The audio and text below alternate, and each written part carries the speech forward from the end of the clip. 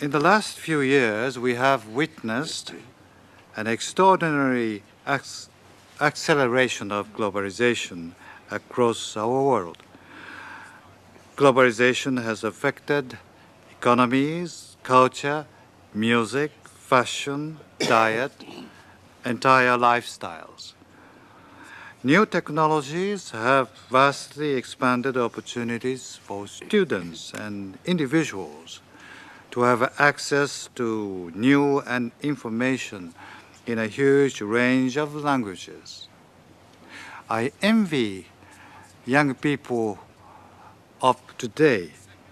When I was young, in a little village in Osaka in Japan, we had to search for rare opportunities to learn a foreign language, either through a shortwave, which was very difficult to comprehend, or otherwise we spent hours in a cinema theater watching American films, because in Japan you can watch cinema films repeatedly.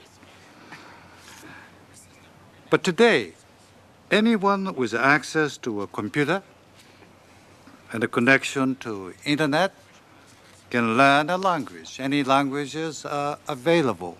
The radio programs, television, and webcast, all in different languages are available at the internet. And yet, paradoxically, in this rapidly changing world, where cultural diversity is too often replaced by sameness, the need to protect and preserve languages has taken on an added sense of urgency. We all know and have seen and felt how language is so much more than a means of communication. It is a form of expression and a basic tool for social and economic development and political engagement. Languages, which you know, or speak, read, or write, whether on the internet or in your society, can make the difference between being able to participate in daily life or being excluded. It can make the difference between knowing and not knowing, between being informed and engaged or lost and left behind. Over the next 2 days, this seminar will provide an opportunity for representatives of government, civil society, and the business world to discuss the threats and opportunities for multilingualism in today's globalizing world. We will hear how governments at the regional, national, and local levels are taking a broad range of creative and inclusive measures to ensure respect for linguistic diversity. We hear about initiatives by the media and the business sector to transform linguistic diversity and multilingualism into the language of peace and into competitive advantages. And we will hear how international organizations are promoting multilingualism and are acting on the protection and preservation of languages and cultures. For our part, at the United Nations, I am delighted to say that our Department of Public Information contributes to these goals through many ways. Our essential mission is to provide accurate, impartial, comprehensive, timely, relevant, and coherent information about the UN activities and its objectives as a means to realizing the organization's aims and purposes. We engage and communicate with the world through traditional and new media. Traditional means radio and papers, through press releases and so forth, and new media, including webcast and radio and television on the internet, including YouTube, and we are working to introduce Facebooks as well.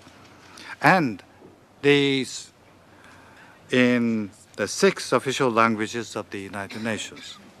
But we also go far beyond these 6 languages to reach people across linguistic regions and locally. Our radio program, for example, are also produced in Portuguese and Kiswahili. Mr. Vice President, our Portuguese radio program has been revitalized only 2 years ago, and they have been expanding its program with our partners. Particularly, our coverage of Africa has increased by more than 70% in the last few years. Our network of 63 UN information centers globally have the capacity to work in almost 50 different languages. Together, working in close partnership with local organizations and the media, our centers, information centers, produce information about the UN in more than 100 languages. And last year, we held the first ever model UN conference in an indigenous language.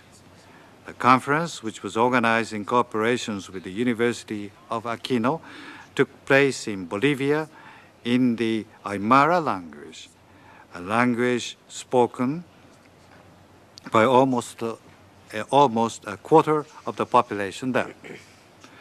These are just a few examples of the activities undertaken by my department to promote multilingualism every day, everywhere.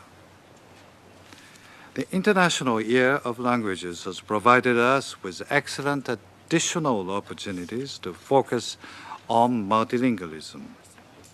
As we draw to the close of the year, I have no doubt that the initiatives undertaken by governments, international organizations, institutions, and individuals and experts like our distinguished panelists and audiences today, and participants today, will have a lasting effect on the question of linguistic diversity and multilingualism in the United Nations and beyond. I wish you all a stimulating, productive, and successful seminar. Thank you. Merci, Monsieur Akasaka.